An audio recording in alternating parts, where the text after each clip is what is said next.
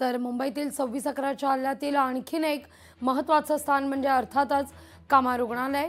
रात्रीच्या दरम्यान अजमल कसाब आणि अबू इस्माईल हे दोन दहशतवादी सीएसटीला हल्ला करून हे सगळ्या दिशेने खरं तर सैरावैरा पळत होते आणि सीएसएमटी मधून बाहेर पडल्यावर त्यांनी कामा रुग्णालय गाठलं। याच ठिकाणी कसाब मध्ये आणि पोलिसांमध्ये चकमक झाली। या भागात दहशतवाद्यांचा एन्काउंटर स्पेशलिस्ट अर्थात अशोक कामटे, हेमंत करकरे आणि विजय साळसकर यांच्या टीमशी कसाबचा सामना झाला। दुर्दैवानं महाराष्ट्रानं तीनही अधिकाऱ्यांना गमावलं। शहीद झाले ते तिघही वीरमरण आलं त्यांना। याच परिसरातून आढावा घेतला आपले प्रतिनिधी स्वप्नील यांनी। मुंबईतील 26/11 या दहशतवादी हल्ल्याला 17 वर्ष पूर्ण झालेत। मात्र या 17 वर्षानंतर आजही हा हल्ला आठवल्यावरती अनेक मुंबईकरांच्या अंगावरती काटे उगारतात। यातील एक स्थळ म्हणजे हे कामा हॉस्पिटल आहे आणि या हॉस्पिटलच्या भागामध्ये दहशतवाद्यांनी बेछूट गोळीबार सुद्धा केला होता।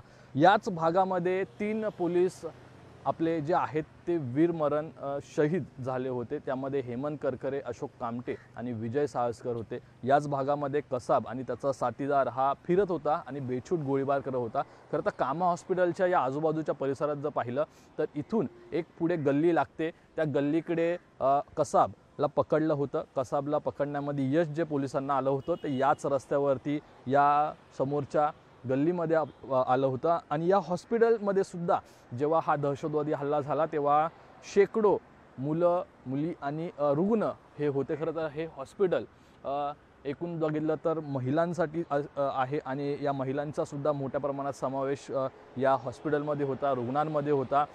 पोलिसांच्या आणि दहशतवाद्यांच्या गोळीबारामध्ये खरं तर 3 पोलीस हे मुंबई पोलीस दलाने गमावले होते। त्यामधील हेमंत करकरे, विजय साळसकर आणि कामटे हे होते। त्याबरोबर इतर पोलीस कर्मचारी सुद्धा या हल्ल्यामध्ये शहीद झालेले आहेत। कॅमेरा पर्सन विनोद नाईकसह स्वप्नील जाधव, लोकशाही मराठी, मुंबई।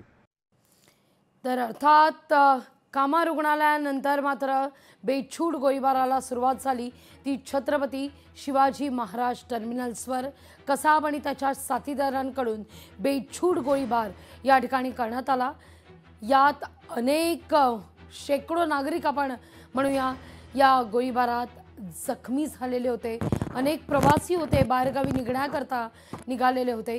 ज्या खुणा खरं तर या गोळीबाराच्या आजही सीएसएमटी या स्थानकाच्या भिंतीवर आहेत आणि प्रत्येक मुंबईकराच्या मनावर सुद्धा। आढावा घेतला आपले प्रतिनिधी स्वप्नील जाधव यांनी। मुंबईतील 26/11चं सर्वात मोठं आणि मुख्य हल्ल्याचं ठिकाण ते म्हणजे छत्रपती शिवाजी महाराज टर्मिनल्स। या छत्रपती शिवाजी महाराज टर्मिनलच्या 8व्या प्लॅटफॉर्मवरून कसाब आणि त्याची टीम जी आहे ती या सीएसएमटी मध्ये घुसले होते आणि इथून 9:30च्या सुमारास संध्याकाळी खरं तर मोठ्या प्रमाणात गर्दी होती। या सर्व ठिकाणी आपण बघतोय खरं तर रक्तबंबाळ असं हे स्थळ होतं। अनेक प्रवाशांचा या ठिकाणी मृत्यू झाला होता, शेकडो प्रवासी जखमी झाले होते। इथे आपल्या ट्रेनची वाट बघत काही प्रवासी थांबले होते, त्यांच्यावरती बेछूट गोळीबार हा कसाबकडून करण्यात आलेला होता आणि यानंतर ते पुढे सरकून 1 ते 6 नंबरचे जे प्लॅटफॉर्म आहेत तिकडेपर्यंत गेले होते। हा तो परिसर आहे ज्या ठिकाणी सुद्धा बेछूट गोळीबार झाला आणि जे प्रवासी आपला जीव वाचवण्यासाठी पळत होते त्यांच्यावर सुद्धा या कसाबच्या साथीदारांकडून गोळीबार झाला। ही जी जागा आपण बघतोय या जागेवरती सुद्धा मोठ्या प्रमाणात प्रवाशांवरती गोळीबार झाला होता, त्यामुळे रक्ताचा सडा पडला होता। मात्र आज खरं तर 17 वर्ष झाल्यानंतरही आजही या जागेवरती अनेक प्रवाशांना त्या आठवणी आल्याशिवाय राहत नाहीत, अनेक प्रवाशांच्या अंगावरती काटा आल्याशिवाय राहत नाही। कॅमेरा पर्सन विनोद नाईकसह स्वप्नील जाधव, लोकशाही मराठी, मुंबई।